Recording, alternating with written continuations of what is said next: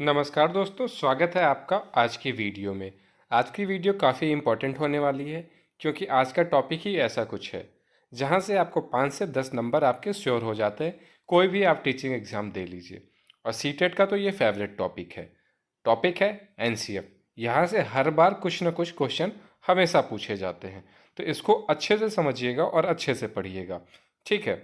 वैसे एनसीएफ के बारे में जो ऑफिशियली पीडीएफ बनी हुई है वो 180 पेज के हैं। तो उसमें से जो मेन चीज़ हैं वो मैं आपको निकाल के बता रहा हूँ। जो मेन चीज़ें हैं जहाँ से क्वेश्चन पूछे जाते हैं, सीधा सीधा वही मैं आपको प्रोवाइड करा रहा हूँ। ठीक है। तो चलिए स्टार्ट करते हैं। एनसीएफ स्टार्ट करने से पहले एनसीएफ के बारे में जानते हैं। एनसीएफ का फुल फॉर्म क्या है? तो आप अपने स्क्रीन पे देख सकते हैं। एनसीएफ का मतलब होता है नेशनल कैरिकुलम फ्रेमवर्क, और इसे हिंदी में राष्ट्रीय पाठ्यचर्या की रूपरेखा कहते हैं। ठीक है। चलिए अब आगे देखते हैं। एनसीएफ 2005 के अध्यक्ष कौन है? तो एनसीएफ 2005 के अध्यक्ष जो है प्रोफेसर यशपाल है। एनसीएफ क्या है? तो यह एक शिक्षा के क्षेत्र में प्रमुख दस्तावेज है। किसके क्षेत्र में? तो शिक्षा के क्षेत्र में। ठीक। नेक्स्ट पॉइंट देखते हैं। अब तक कितने एनसीएफ तैयार किए गए हैं, मीन्स कितने चेंजेस आए हैं, कितनी बार संशोधन हुए हैं इसमें, ये पूछा गया है। तो अब तक जो है 4 बार आया है। जो फर्स्ट टाइम राष्ट्रीय पाठ्यचर्या एनसीएफ जो अपना लागू हुआ था या आया था वो 1975 में। सेकेंड टाइम जो था 1986 में। थर्ड टाइम जो है अपना सन 2000 में, 2000 में। ठीक है। फिर जो लेटेस्ट का अपना है वो राष्ट्रीय पाठ्यचर्या की रूपरेखा 2005 है, जिसे एनसीएफ 2005 कहा जाता है, जिसके बारे में हम लोग पढ़ रहे हैं। ठीक है। चलिए नेक्स्ट पॉइंट देखते हैं। नेक्स्ट पॉइंट क्या है? यहाँ पे नेक्स्ट पॉइंट है कि 2005 के एनसीएफ का प्रारंभ शिक्षा शास्त्री रविन्द्रनाथ टैगोर सभ्यता और प्रगति, ये हाईलाइटेड किया है मैंने, को आधार मानकर किया गया था। भारत सरकार के द्वारा रूपरेखा तैयार करने के लिए यूजीसी के पूर्व अध्यक्ष प्रोफेसर में से 23 सदस्यों की समिति का गठन किया गया था। कितने सदस्यों के? तो 23 सदस्यों की। ठीक। इस समिति के द्वारा 21 राष्ट्रीय बिंदुओं को मद्देनजर रखते हुए 21 समूह का गठन किया गया था। कितने समूह का? तो 21 बिंदुओं को लेके 21 समूह का गठन किया गया था। एनसीएफ 2005 का निर्माण मानव विकास संस्थान मंत्रालय की देखरेख में किया गया था। किसके देखरेख में किया गया था? तो मानव विकास संस्थान मंत्रालय की देखरेख में किया गया था। ठीक है। चलिए अपने नेक्स्ट पॉइंट पे चलते हैं। एनसीएफ 2005 की जो उत्पत्ति है रविन्द्रनाथ टैगोर के निबंध सभ्यता व प्रगति से हुआ है, जैसा कि अभी मैंने ऊपर आपको बताया था। तो ये सीधा सीधा पूछा गया है क्वेश्चन। ठीक।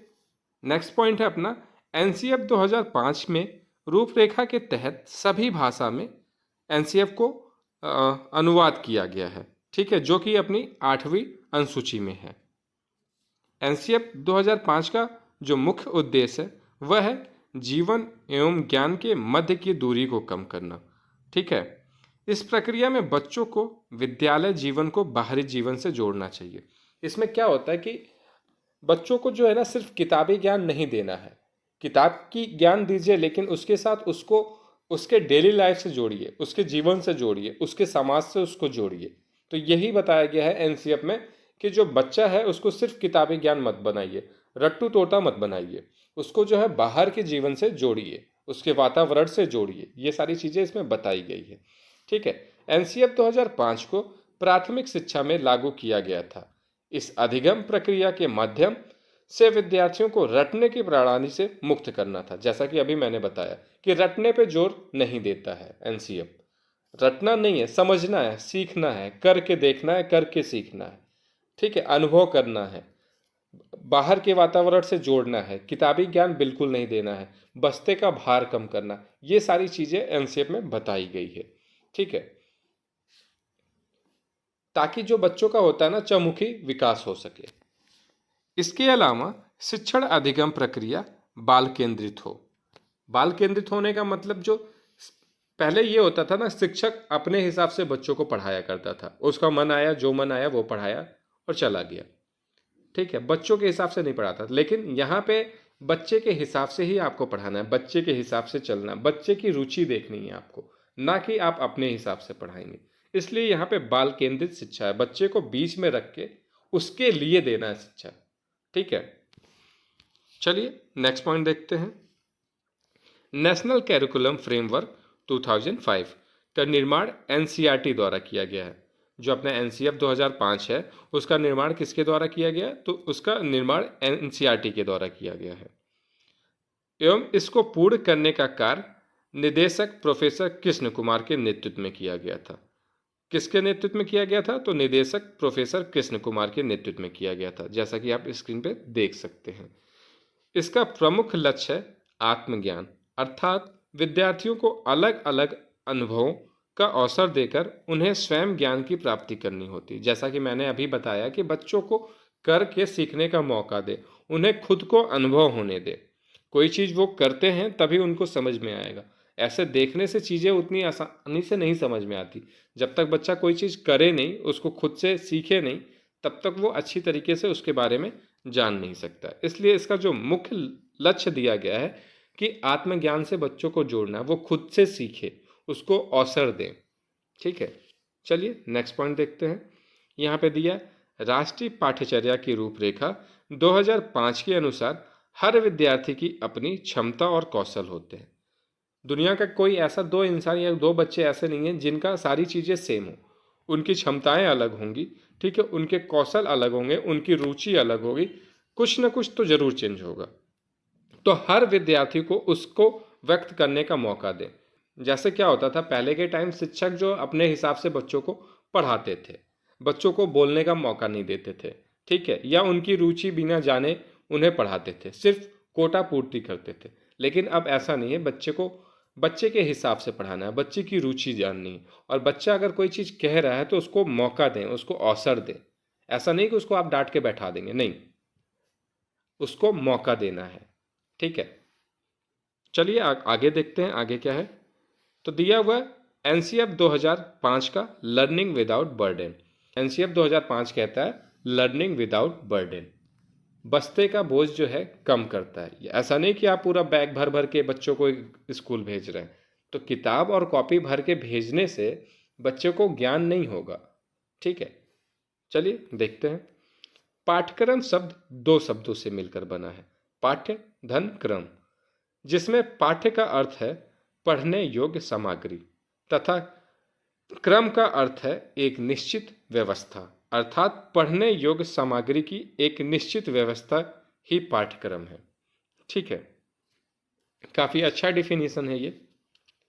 पाठ्यक्रम अंग्रेजी भाषा की कैरिकुलम शब्द से बना है तथा कैरिकुलम शब्द लैटिन भाषा कुरूर शब्द से बना है, जिसका अर्थ होता है दौड़ का मैदान। अर्थात पाठ्यक्रम एक ऐसा दौड़ का मैदान है जिस पर दौड़कर विद्यार्थी अपने द्वारा निर्धारित किए गए लक्ष्य को प्राप्त करता है। ठीक है, फ्रोबेल के अनुसार डिफिनेशन देख लेते हैं पाठ्यक्रम की क्या है, अक्सर पूछ दिया जाता है। तो पाठ्यक्रम समस्त मानव जाति के गुणों का सार है। फ्रोबेल ने कहा है जो पाठ्यक्रम है वो समस्त मानव जाति के गुणों का सार है। ठीक है, चलिए देखते हैं एनसीएफ का परिपेक्ष क्या है। एनसीएफ का जो परिपेक्ष है वह है रटने की विधि से शिक्षण को हस्तांतरित करना, मतलब रटने पे जोर नहीं देना है। पहले क्या होता था, बच्चे जो है रट के पेपर दे देते थे, ठीक है, या टीचर भी उनको जोर देते थे कि बच्चे ये सब रट लो। तो नहीं, रटना नहीं है, अब आपको करके सीखना है, समझना है। तो रटने की विधि का हस्तांतरित करना है। स्कूल के बाहर जीवन से ज्ञान को जोड़ना, जैसा कि मैंने अभी बताया था आपको कि सिर्फ स्कूली या किताबी ज्ञान नहीं चलेगा, उसको बच्चे के वातावरण से जोड़ के पढ़ाइए और समझाइए।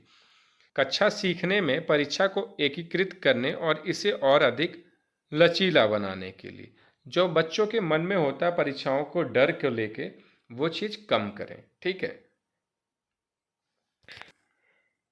पाठ्यक्रम को समृद्ध करने के लिए ताकि यह पाठ्यपुस्तकों से परे हो। पाठ्यक्रम ही आपका मेन चीज़ नहीं है कि हाँ आप कोर्स पूरा करवा दिए, ठीक है, वहीं तक आप सीमित मत रखिए। इसको जो है बच्चों को बच्चे के जीवन से जोड़ के पढ़ाइए। जैसे गणित का यूज हो रहा है तो आप उनको बताइए कि आपके डेली लाइफ में गणित कहाँ कहाँ यूज होती है। अगर आप कोई सामान खरीद रहे हैं तो पैसा देंगे, फिर बचा हुआ पैसा लेंगे। इस तरीके से बच्चों को उनके जीवन से, डेली लाइफ के हिसाब से उनको चीज़ें समझाइए ताकि बच्चों को समझने में आसानी हो। सिर्फ उनको पाठ्य पुस्तकों तक सीमित मत रखें। ठीक है, चलिए नेक्स्ट पॉइंट पे चलते हैं। नेक्स्ट पॉइंट क्या है? सीखना और ज्ञान। सीखना एक सुखद कार्य होना चाहिए जहां बच्चों को यह महसूस होना चाहिए कि वह मूल्यवान है और उनकी आवाज़ सुनी जाती है। तो बच्चों को पहले विश्वास दिलाया जाए कि वह इम्पॉर्टेंट है, वो मूल्यवान है और उनकी आवाज़ सुनी जाती है। उनको कक्षा में अगर वो कोई चीज़ बोल रहे हैं तो उनको बोलने का मौका दें, उन्हें रोके टोके नहीं और डांटे तो बिल्कुल नहीं। ठीक है, नेक्स्ट पॉइंट है अपना पाठ्यक्रम संरचना। और स्कूल को छात्रों को सुरक्षित और मूल्यवान महसूस करने के लिए स्कूल को संतोषजनक स्थान बनाने के लिए डिज़ाइन किया जाना चाहिए। ठीक है, स्कूल में जो होता है ना, बच्चों को डर का माहौल पैदा कर दिया जाता है, तो इस चीज़ को हटाना होगा। बच्चों को लगे कि हाँ वो यहाँ पे सेफ हैं, यहाँ पे वो खुल के पढ़ सकते हैं, यहाँ पे वो खुल के अपनी बात रख सकते हैं। ठीक है, तो ऐसा उसका डिज़ाइन करना चाहिए कि बच्चों को पसंद आए, थोड़ा अट्रैक्टिव बनाना चाहिए, जैसे कि आजकल स्कूल बनाए जा रहे हैं। ठीक है, डर का माहौल तो बिल्कुल नहीं पैदा करना है। चलिए नेक्स्ट पॉइंट पे चलते हैं। विकलांग छात्रों की परवाह किए बिना हर छात्र की आवश्यकताओं के अनुरूप एक पाठ्यक्रम का पालन करने के लिए समावेशी शिक्षा को प्राथमिकता और लचीलापन दिया जाना चाहिए।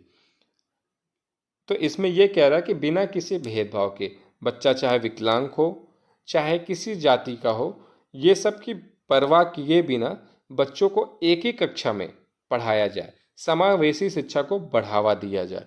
ठीक है, और हर वर्ग हर जाति के बच्चों को एक साथ पढ़ाया जाए। ठीक है, नेक्स्ट पॉइंट है अपना रचनात्मक शिक्षण को पाठ्यक्रम का हिस्सा होना चाहिए। जाहिर सी बात है ये चीज़ें होने चाहिए ताकि बच्चे के जो रुचि बनी रहती है, अगर कोई चीज़ उसमें ऐसी नहीं दी गई होगी, जैसे बच्चों को कहानी के माध्यम से पढ़ाया जाता है, कविता के माध्यम से पढ़ाया जाता है, ठीक है, उनके बुक में डायग्राम दिए गए होते ताकि बच्चों की जो है रुचि बनी रहे, ताकि उस चीज़ को वो अच्छे से समझें। छात्रों को चुनौतियों से निपटने, रचनात्मकता को प्रोत्साहित करने और छात्रों के लिए सक्रिय भागीदारी के लिए स्थिति और अवसरों का निर्माण करना पड़ता है। बच्चों को जो है बार बार मौका दें, ठीक है, उनको अवसर दें सारी चीज़ें करने समझने के लिए। चलिए आगे बढ़ते हैं। पाठ्यक्रम क्षेत्र, भाषा 3 भाषा सूत्र प्रणाली। इसको समझते हैं कि ये क्या है। पहली भाषा, जो बच्चों को ज्ञान देना चाहिए, जो बच्चों को पढ़ाया जाना चाहिए, उनको उनकी मातृभाषा में ही पढ़ाया जाना चाहिए, या उनके जो क्षेत्र की भाषा है उसी भाषा में उनको पढ़ाया और समझाया जाना चाहिए। ठीक है, अगर दूसरी भाषा सीखते हैं या समझते हैं तो वो कौन सी होनी चाहिए? वो होती है हिंदी भाषा राज्यों में, दूसरी भाषा कुछ अन्य आधुनिक भारतीय भाषा या अंग्रेजी होगी। जैसे अगर भारत देश है, ठीक है, यहाँ पे मेनली जो पहली भाषा बोली जाती है वो हिंदी बोली जाती है।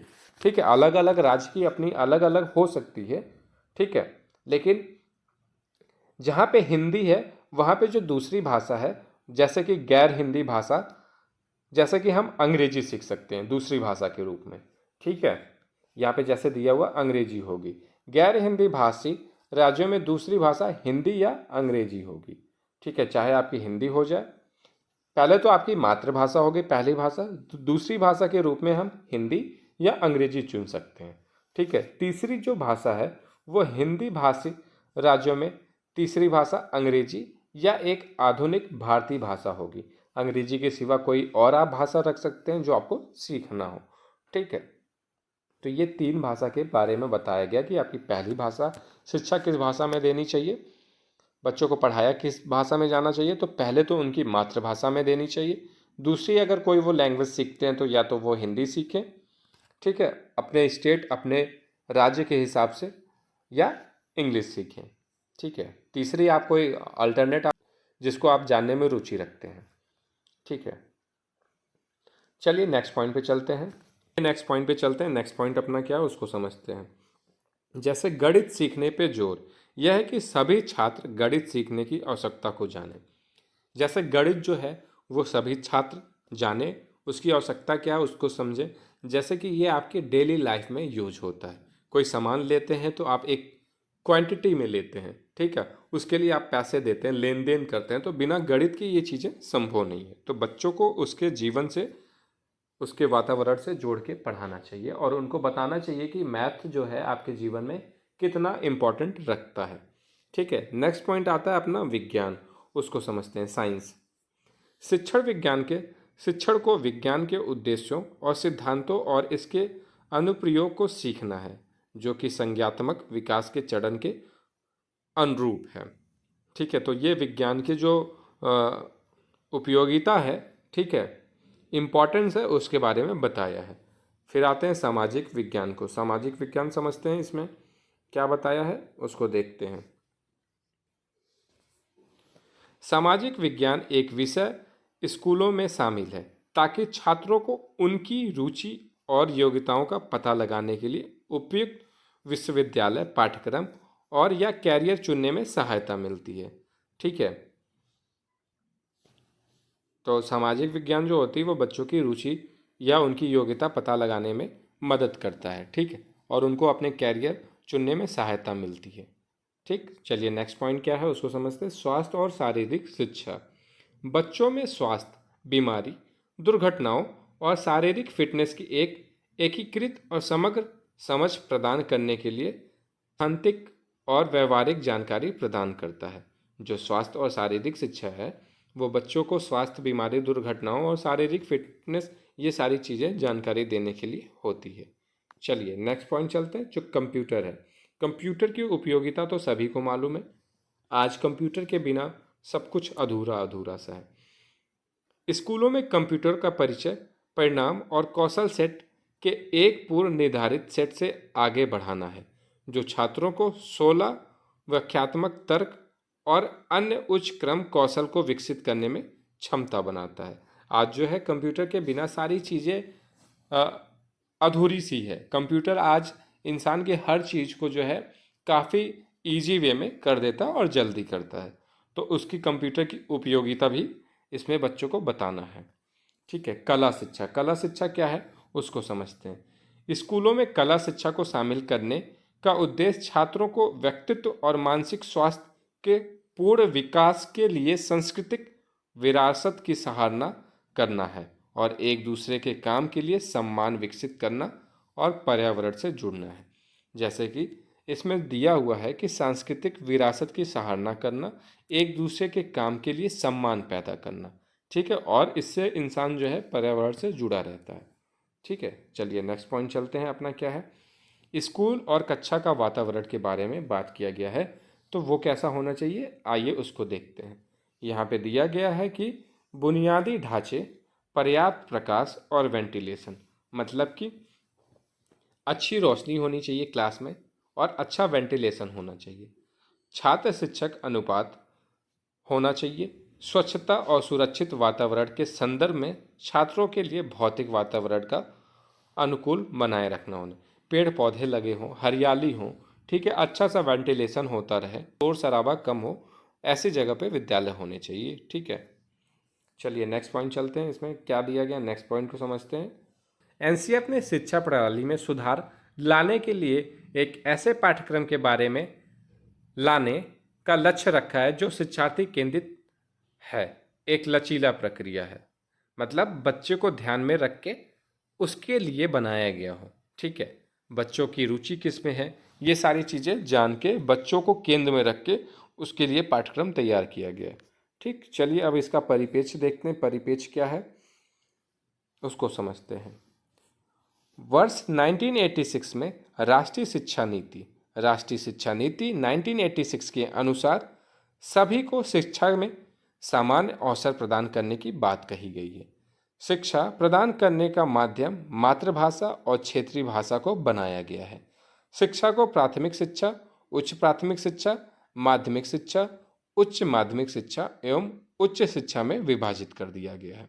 इसमें बताया गया है कि जो बच्चों की भाषा किस भाषा में देनी है, तो वो उसकी मातृभाषा या क्षेत्रीय भाषा में देना है। ठीक है, और सभी को समान अवसर प्रदान करना, कोई जाति का भेदभाव, रंग का भेदभाव, गरीब अमीर का भेदभाव, बिना किसी चीज़ के भेदभाव के बच्चों को शिक्षा प्रदान करना और बच्चों को समान अवसर प्रदान करने की बात कही गई है। ठीक है। शिक्षा का अधिकार अधिनियम 2009 वर्ष 2002 में 86वें संशोधन से शिक्षा के अधिकार को संविधान के भाग 3 में एक मौलिक अधिकार के तहत शामिल किया गया है।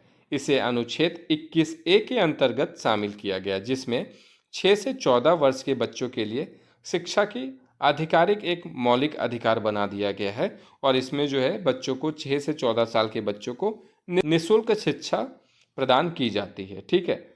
इनसे एक अनुवर्ती कानून शिक्षा के अधिकार अधिनियम 2009 का प्रावधान किया गया है। चलिए अब जो है कुछ और इम्पोर्टेंट पॉइंट को समझते हैं जो एनसीएफ में काफ़ी मायने रखते हैं। ठीक है। पहला पॉइंट यहाँ पे दिया गया है एनसीएफ 2005 के अनुसार शिक्षक छात्र अनुपात जो होना चाहिए 1:30 का होना चाहिए, मतलब कि 30 बच्चों पे एक शिक्षक होना चाहिए। ठीक। अब दूसरा पॉइंट पे बात कर लेते हैं। एनसीएफ 2005 के अनुसार एक वर्ष में 200 दिन विद्यालय का संचालन होना चाहिए। जैसे कि एक साल में जो होता है 365 दिन होते हैं, तो 365 दिन में कम से कम 200 दिन विद्यालय का संचालन होना ही चाहिए। थर्ड पॉइंट पे आते हैं। एनसीएफ 2005 के अनुसार कम से कम 1 घंटा बालकों को पुस्तकालय जाना चाहिए। ठीक है। फिर एनसीएफ 2005 के अनुसार जो शारीरिक दंड आप नहीं दे सकते बच्चों को, शारीरिक दंड बैन हो गया है, तो आप ये चीज़ नहीं दे सकते। नेक्स्ट पॉइंट पे आते हैं। समय सारणी को लचीला बनाना चाहिए तथा कक्षा 1 तथा 2 के बालकों को गृह कार्य नहीं देना चाहिए। जो कक्षा 1 और 2 के बच्चे हैं उनको होमवर्क नहीं देना है, ऐसा एनसीएफ 2005 कहता है, ताकि बच्चों के ऊपर बोझ कम रहे। एनसीएफ 2005 के अनुसार शिक्षक सुगमकर्ता होता है या सुविधादाता होता है। जो शिक्षक होता है उसे सुविधादाता कहते हैं। ठीक। एनसीएफ 2005 किसी भी प्रकार के भेदभाव का बल नहीं देता है। जो अपना एनसीएफ 2005 है वो किसी भी प्रकार का भेदभाव नहीं करता, ना उस पर जोर देता है। जैसे कि जाति हो गई, ऊंच नीच हो गई, विकलांगता हो गई, ये सारे का भेदभाव नहीं करना है। ठीक है। चलिए अब आगे देखते हैं, कुछ और इम्पोर्टेंट पॉइंट को देखते हैं और समझते हैं। जैसे कि एनसीएफ 2005 के अनुसार एक शिक्षक की क्या भूमिका होनी चाहिए। तो एनसीएफ 2005 के अनुसार शिक्षक की जो भूमिका होती है वह है भारत के राष्ट्रीय पाठ्यचर्या की रूपरेखा 2005 में एक शिक्षक से यह अपेक्षा की गई है कि वह बच्चों को सीखने में एक सहायक हो। ठीक है। जिससे बच्चों का ज्ञान का निर्माण करने में मदद मिले। एक शिक्षक भी एक शिक्षार्थी, परामर्शदाता, प्रबंधक, मूल्यांकनकर्ता और प्रवर्तक के रूप में कार्य करता है। इसमें बताया गया है जो शिक्षक होता है वो बच्चों की मदद करता है। ठीक है। बच्चों को सीखने में सहायक बनता है, मतलब बच्चों को सीखने में मदद करता है। जो शिक्षक को है ना बच्चों के प्रति मित्रता का व्यवहार रखना चाहिए, ताकि बच्चे कोई भी चीज़ अपनी आसानी से शिक्षक से कह सके बिना डरे। और जो शिक्षक होता है वो सहायक करता होता है। ठीक है। ठीक है। चलिए नेक्स्ट पॉइंट पे चलते हैं। एनसीएफ 2005 के अनुसार गणित शिक्षा का मुख्य उद्देश्य क्या है, तो इसको भी समझते हैं। जैसा कि मैंने अभी पहले भी बताया था, लेकिन एक बार इसको फिर से देख लेते हैं। बच्चों में तार्किक और समस्या समाधान क्षमता को विकसित करना गणित शिक्षक का मुख्य उद्देश्य है। एनसीएफ 2005 के अनुसार गणित के लिए बच्चों की क्षमताओं का विकास करना गणित की शिक्षा का मुख्य लक्ष्य है, जिसका अर्थ है कि बच्चों की विचार प्रक्रिया का गणितीकरण करना, गणितीकरण होना चाहिए। ये चीज़ बताया गया है गणित के बारे में कि गणित कैसी होनी चाहिए। ठीक है। गणित शिक्षा कैसी होनी चाहिए। चलिए नेक्स्ट पॉइंट देखते हैं। एनसीएफ 2005 में कुल कितने अध्याय हैं। ठीक है। तो इसको समझते हैं। इस दस्तावेज में कुल 5 अध्याय हैं। राष्ट्रीय पाठ्यचर्या की रूपरेखा 2005, एनसीएफ 2005 का अनुवाद संविधान की 8वीं अनुसूची में दी गई है, जो कि सभी भाषाओं में किया गया है। अभी मैंने वीडियो में पहले भी बताया है। ठीक है। जो इसका अनुवाद किया गया है वो सभी भाषा में किया गया और ये 8वीं अनुसूची में दी गई है। ठीक है। चल नेक्स्ट पॉइंट देखते हैं। नेक्स्ट पॉइंट क्या है, राष्ट्रीय पाठ्यचर्या 2005 के महत्वपूर्ण बिंदु क्या है उसको समझते हैं। ठीक है। एनसीएफ 2005 कि प्रमुख सुझाव राष्ट्रीय पाठ्यचर्या की रूपरेखा 2005 मुख्य विशेषता एनसीएफ 2005 के अनुसार प्राथमिक स्तर पर भाषा का माध्यम मातृभाषा होनी चाहिए, जो कि मैं आपको बार बार बता रहा हूँ, जो कि बच्चों की शिक्षा जो होनी चाहिए प्राथमिक स्तर पे उनकी मातृभाषा में होनी चाहिए। शिक्षण सूत्र जैसे ज्ञात से अज्ञात की ओर होना चाहिए, मूर्त से अमूर्त की ओर होना चाहिए, आदि का अधिकतम प्रयोग हो, सूचना को ज्ञान मानने से बचा जाए। सिर्फ सूचना को ज्ञान मानने से बचा जाए। सिर्फ जो सूचना होती है वो आपकी ज्ञान नहीं होती है, ठीक है। मतलब आप कोई चीज़ रट लिए वो ज्ञान नहीं है, ठीक। कोई चीज़ आप करके सीखिए, अपने अनुभव से सीखिए, उसके बारे में डिटेल जानिए, उसको समझिए, वो होता है आपका ज्ञान, ठीक है। रट्टू तोता की तरह आप अगर कोई चीज़ रट लेते हैं तो वो आपका ज्ञान नहीं है, ठीक है। बच्चों को है ज्ञात से अज्ञात की ओर पढ़ाना चाहिए, मूर्त से अमूर्त की ओर पढ़ाना चाहिए। जैसे कोई चीज़ आप दिखा रहे हैं बच्चों को, जैसे बॉटल हो गया, उसको दिखा रहे हैं, बच्चा छू सकता है, देख सकता है। फिर ये पढ़ाते पढ़ाते उसको इमेजिन कराइए कि हाँ ये चीज़ें ऐसी हो सकती, एक पेन है, पेंसिल है, ऐसे करके मूर्त से अमूर्त की ओर ले जाना है बच्चों को, ठीक है। चलिए अब नेक्स्ट पॉइंट पे चलते हैं। नेक्स्ट पॉइंट क्या है उसको देखते हैं। अपना जो नेक्स्ट पॉइंट है, एक सफल नर्सरी शिक्षक में कौन कौन से गुण होने चाहिए उसको जानते हैं, ठीक है।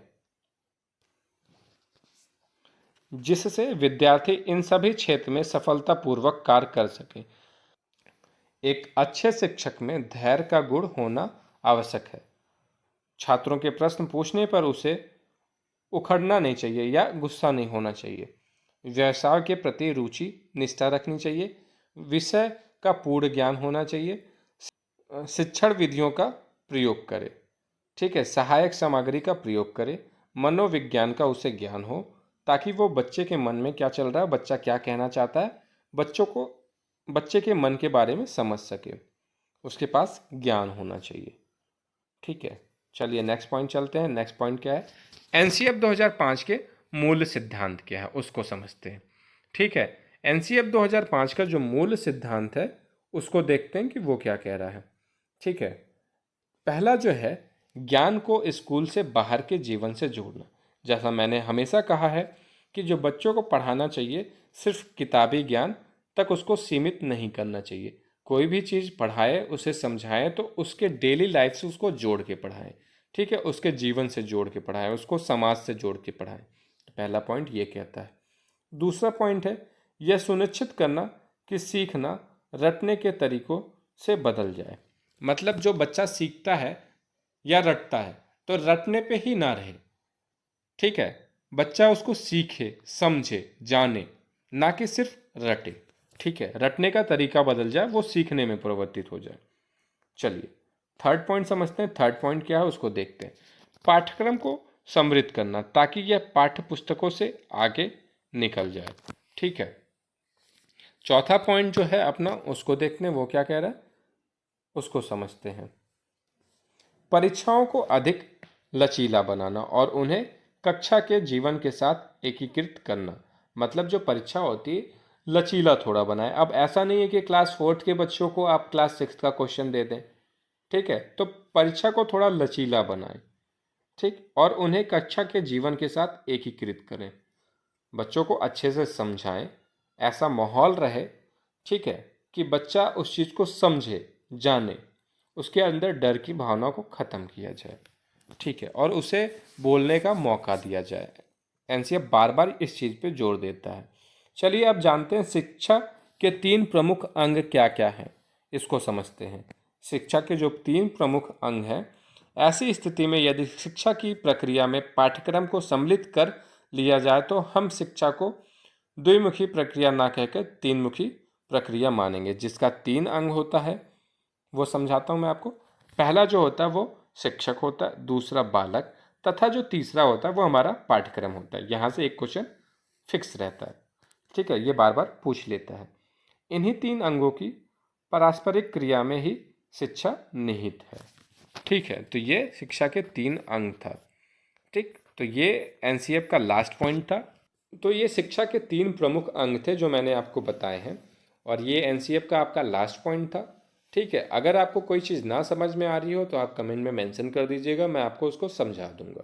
तो एनसीएफ जो हमारा कहता है बच्चों को किताबी ज्ञान से हटकर उनके जीवन से जोड़ के उनको पढ़ाना चाहिए। सेकंड, उनको रटने पे जोर नहीं देना है, ठीक है, उनको करके सीखने का मौका देना है, उनको बोलने का अवसर देना है, उनको अपनी रुचि प्रकट करने का अवसर देना है, कक्षा में उन्हें बोलने का मौका दें।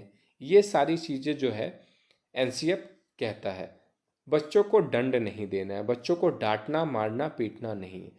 जो शिक्षा होगी बच्चे को केंद्र में रख के शिक्षा देनी चाहिए, बच्चे के लिए है और बच्चे के द्वारा है, ठीक है। आप अपना उसमें कुछ नहीं कर सकते, बच्चे की रुचि के हिसाब से बच्चे को पढ़ाया जाना चाहिए, ठीक है। ये सारी चीज़ें हैं। और बच्चे को जो है गणित में गणितीकरण करना चाहिए, समझाना चाहिए उनके डेली लाइफ से उनको जोड़ के, ठीक है। शिक्षक छात्र का अनुपात होना चाहिए 1:30 होना चाहिए, मतलब 30 बच्चे पे एक शिक्षक होना चाहिए। ये सारी चीज़ें मैंने इस वीडियो में कवर की है, ठीक है। अगर आपको कोई चीज़ ना समझ में आई हो तो आप कमेंट में एक बार मेंशन कर दीजिएगा, ठीक है। और अगर आपको वीडियो अच्छी लगी हो तो लाइक करें, शेयर करें, कमेंट करें और चैनल को सब्सक्राइब करना ना भूलें। Thank you.